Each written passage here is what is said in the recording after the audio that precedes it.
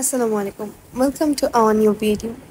তো অনেকদিন যাবতই প্ল্যান করছিলাম কিছু একটা বানাবো। তো সেটা কি? সেটা হচ্ছে বোবা পার্লস। কারণ বোবা পার্লস আমার কাছে অনেক ভালো লাগে খেতে।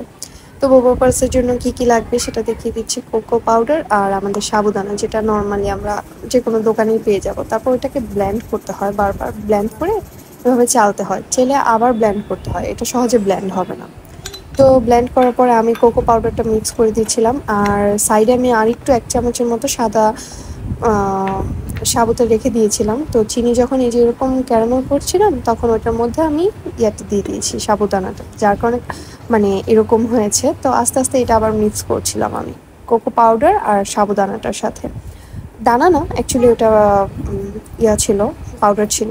তারপর এভাবে ভালো করে মিক্স করে আস্তে আস্তে গরম পানি দিয়ে মিক্স করে নিতে হবে। তারপর এরকম লম্বা লম্বা করে আপনার ছোট ছোট করে কেটে নিলে ইজি হয়, গোল গোল করে নিলে। তারপর এটাকে সিদ্ধ করে 20 মিনিটের মতো সিদ্ধ করার পর এভাবে চেলে নিতে হবে। তো ওখানে দেখা যায় আইস ওয়াটার লাগে, কিন্তু আমি নর্মাল ওয়াটারেই রেখেছিলাম। তারপর এই যে হাঁড়িতে দিয়ে ওইটা একটু পানি দিয়ে চিনি দিয়ে আমি ভালো করে ওইটা রান্না করার পরে তৈরি হয়ে গেছে আমাদের বোবা পার্লস। তো বোবা পার্লসের সাথে ইনস্ট্যান্ট কি খাওয়া যায়?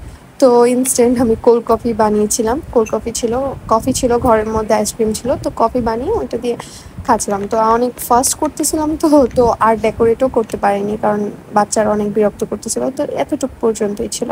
দেখা হবে নেক্সট ভিডিওতে। আল্লাহ হাফেজ।